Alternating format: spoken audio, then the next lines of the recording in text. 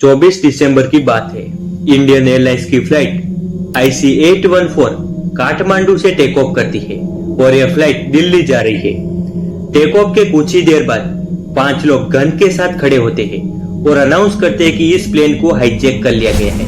Hijackers passenger को रिहा करने के लिए $200 मिलियन की रकम मांगते हैं। साथ में इंडियन जेल में कैद 36 आतंकवादियों को जेल से रिहा करने की मांग होती है। मैं हूँ चौधरी सागर। चलिए इस एपिसोड की शुरुआत करते हैं। 20 दिसंबर 1999 काठमांडू से दिल्ली आ रहे इंडियन एयरलाइंस के विमान का आज अपहरण कर लिया गया है। Plane was carrying 11 crew members and 179 passengers. We were blindfolded, we all of us with our heads down. Passenger है, उनकी सेफ्टी हमारी सबसे बड़ी priority. We have evidence to show that hijackers were encouraged by Pakistan. इस flight में मौजूद hijackers की पहचान इस तरह थी।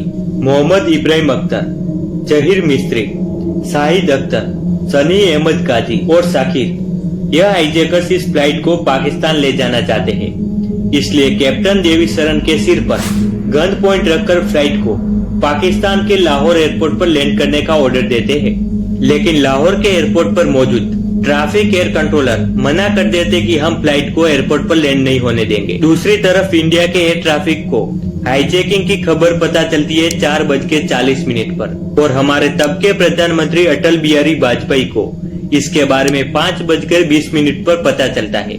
करीब 1 घंटे बाद 6:04 पर इंडियन एयर कंट्रोलर IC 814 के साथ कांटेक्ट करने की कोशिश करते हैं। कैप्टन देवी सरन उन्हें बताते हैं कि प्लेन में फ्यूल कम हो रहा है। The flight is running out of fuel and we have not been allowed to land in Lahore. शाम के 6:30 पे इंडियन हाई कमिश्नर पाकिस्तान को रिक्वेस्ट करते हैं कि फ्लाइट को लाहौर में लैंड करने दे, लेकिन फिर भी इसकी परमिशन नहीं मिलती। कैप्टन देवी सरन हाईजैकर से बात करते हैं कि अब हम इनका इंतजार नहीं कर सकते क्योंकि प्लेन में फ्यूल कम बचा है, हमें कहीं तो लैंड करना ही होगा। और हाईजैकर्स प्लेन को अमृतसर में लैंड करने के लिए मान जाते हैं।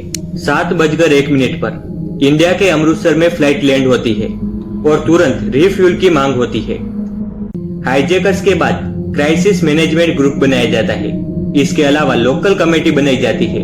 इनका टारगेट था कि प्लेन को ज्यादा से ज्यादा डिले करे ताकि कमांडो को ग्राउंड ऑपरेशन करने का समय मिल पाए।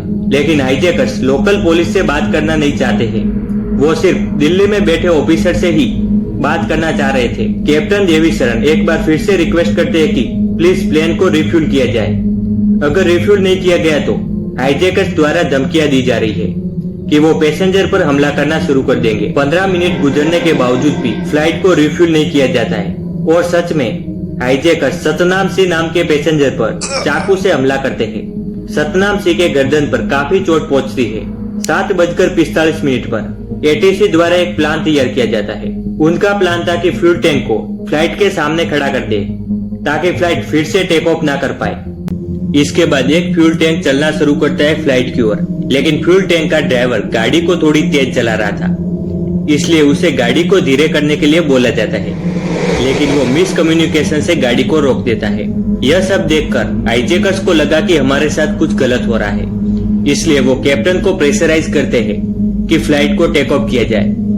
लेकिन अभी भी फ्लाइट में फ्यूल नहीं डला। अमृतसर से लाहौर 50 किलोमीटर दूर है और फ्लाइट फिर से एक बार पाकिस्तान की ओर उठता है, लेकिन इस बार भी पाकिस्तान में लैंड करने की परमिशन नहीं मिलती। पाकिस्तान के एयर कंट्रोलर को लगा कि हाईजैकर्स जबरदस्ती फ्लाइट को लैंड करवाने की कोशिश करेंगे, इसलिए लाहौर एयरपोर्ट की सारी लाइट स्विच ऑफ कर दी जाती है।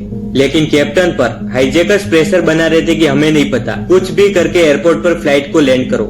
देवी सरन फिर से पाकिस्तान एयर कंट्रोलर से बात करते हैं, हमें लैंड करने दो वरना हम हाईवे पर क्रैश लैंड कर जाएंगे।